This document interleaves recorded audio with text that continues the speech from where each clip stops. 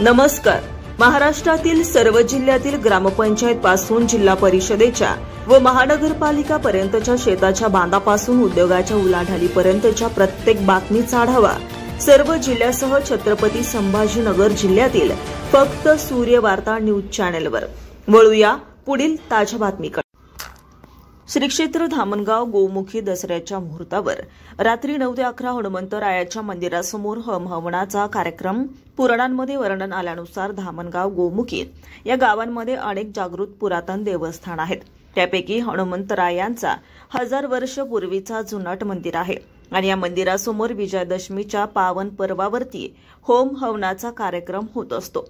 महाराष्ट्रामध्ये कदाचित या ठिकाणीच दसऱ्या दिवशी होम होतो. या गावांमध्ये पूर्वीपासून जुने वयस्कर लोकांनाही कळत नाही त्यापासून हवनाचा कार्यक्रम होत आहे. या मंदिराच्या मूर्तीची स्थापना 450 वर्षांपूर्वी समर्थ गुरु रामदास यांनी केली. असे जागृत आणि सिद्ध हनुमंत मंदिर आहे.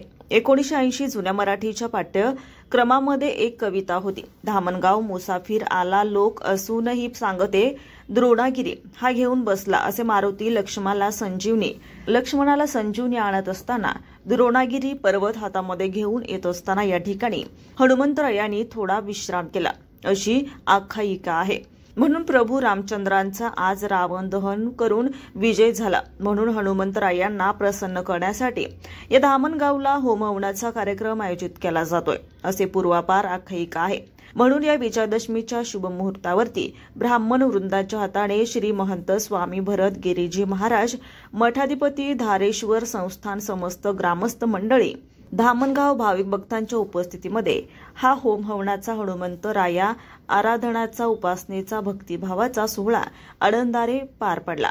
सूर्यवार्ता न्यूज, विजय आघाडे, खुलताबाद.